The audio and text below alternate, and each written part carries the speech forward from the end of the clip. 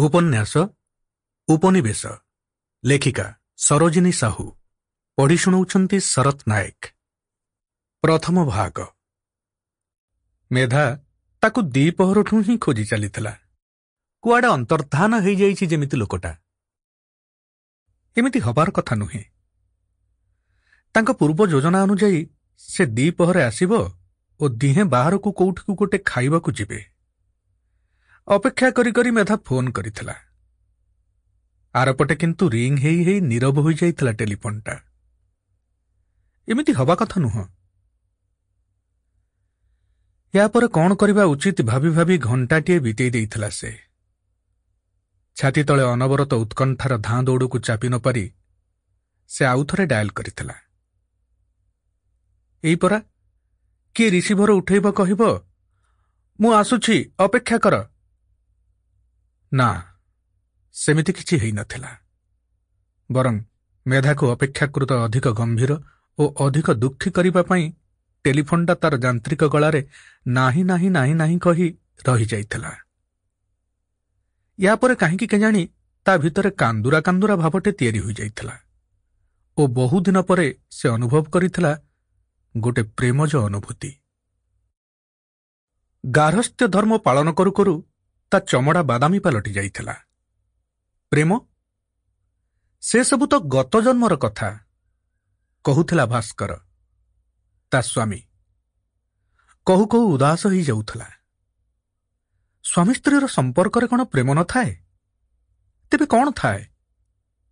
ଧର୍ମ, ସ୍ୱାମୀ ଧର୍ମ, ସ୍ତ୍ରୀ ଧର୍ମ। ଉଭୟଙ୍କ ଧର୍ମ ପାଳନ କରୁଥାନ୍ତି। ଏଇ କିଛିଦିନ ଆଗର କଥା। ଗୋଟେ ସନ୍ଧ୍ୟାବେଳେ ବସ୍ତାଏ ଚିଠି ଜାଳି ଦେଇଥିଲା ମେଧା। ଦୀର୍ଘ 20 ବର୍ଷ ତଳର ପ୍ରେମପତ୍ର ସବୁ। କିଛି ଆବେଗ, କିଛି ସଙ୍କୋଚ, କିଛି ଅନୁଭବ, କିଛି ସ୍ୱପ୍ନ। ଯୁଦ୍ଧ, ରାଜନୀତି, ସଙ୍ଗୀତ, ସାହିତ୍ୟ, ମହାକାଶ ଜାଳିଦେଲା। କିଛି ତାରିଖ, ମସିହା, ସମ୍ବୋଧନ, ସ୍ଥାନ, କାଳ, ଚରିତ୍ର, ସିଂହ, ଅଶୋକ ସ୍ତମ୍ଭ, ମହାତ୍ମା ଗାନ୍ଧୀ, ଫୁଲ, ଚା ବଗିଚା, ନାଲି ସ୍ୟାହି, ନୀଳ ସ୍ୟାହି ଜାଳିଦେଲା। ଜାଳିଦେଲା କିଛି ଚୁମା, ଗେଲ, ଆଦର। ଅଗଣାଟା ସାରା ଲାଲ ହେଇଯାଇଥିଲା ସେ ନିଆଁରେ। ଗୋଟେ ପଟେ ଭାସ୍କର ବସିଥିଲା ଗମ୍ଭୀର ହୋଇ, ଆଉ ଗୋଟେ ପାଖେ ମେଧା। ଅଧାପଡ଼ା ଚଉଡ଼ା ଚିଠିଗୁଡ଼ିକୁ ବାଡ଼ିରେ ଖେଞ୍ଚୁ ଖେଞ୍ଚୁ ଏଇ ଅଦ୍ଭୁତ ଶବଦାହର ଦୃଶ୍ୟ ଦେଖି ବିଷଣ୍ଣ ହୋଇପଡ଼ିଥିଲା। ମନେ ହେଉଥିଲା ସେ ଜାଳି ଦଉଛି ତାର କୈଶୋର, ଯୌବନ, ତାର ଅତୀତ।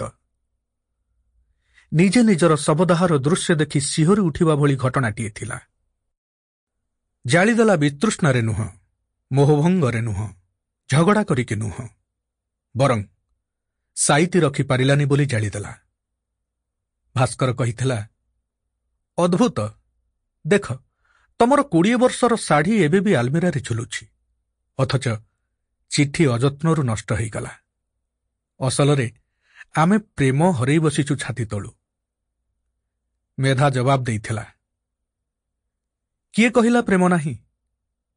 କିନ୍ତୁ 20 ବର୍ଷ ତଳର ପ୍ରେମକୁ କ'ଣ ଏ ବୟସରେ ଦୋହରା ଯାଇପାରେ? ଭାସ୍କର ହସିଥିଲା।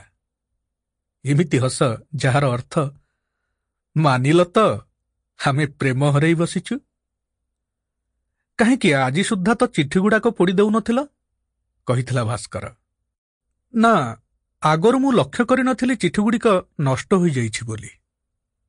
ମେଧା ଭାବୁଥିଲା ସେ କାହିଁକି ଏତେ ଜବାବ ଦେବ, ତାର ଭୁଲ ରହିଲା କେଉଁଠି? ପ୍ରକୃତରେ ଆମେ ଆଉ କେହି କାହାରି ଜୀବନରେ ଏକ୍ଜିଷ୍ଟ ହୋଇ ରହିପାରୁନେ, କହିଥିଲା ଭାସ୍କର। ଚିଠିଗୁଡ଼ା ନଷ୍ଟ ହୋଇଥିଲା ତା ବୋଲି ଆମେ ଏକ୍ଜିଷ୍ଟ କରୁନେ? କ'ଣ ଯେ କୁହ? ମେଧା ନୀରବ ହୋଇଗଲା। ପ୍ରକୃତରେ ଭାସ୍କର ଲଢ଼ିବା ମୁଡ୍ରେ ଅଛି। ଏ ସହର ସେ ସହର ଘୁରି ବୁଲିଲା ବେଳେ ଚିଠି ବସ୍ତାକ ମଧ୍ୟ ଘୁରି ବୁଲୁଥିଲା ସାଙ୍ଗରେ। ପ୍ରକୃତରେ ଦିହିଁଙ୍କର 2 ବସ୍ତା ଚିଠି ଥିଲା। ମେଧା ଭାସ୍କର ପାଖକୁ ଲେଖିଥିବା ବସ୍ତାଏ ଓ ଭାସ୍କର ମେଧା ପାଖକୁ ଲେଖିଥିବା ବସ୍ତାଏ ଚିଠି ତାଙ୍କ ଦାମ୍ପତ୍ୟ ଜୀବନ ଆରମ୍ଭ ବେଳକୁ ମେଧା Sample complete. Ready to continue?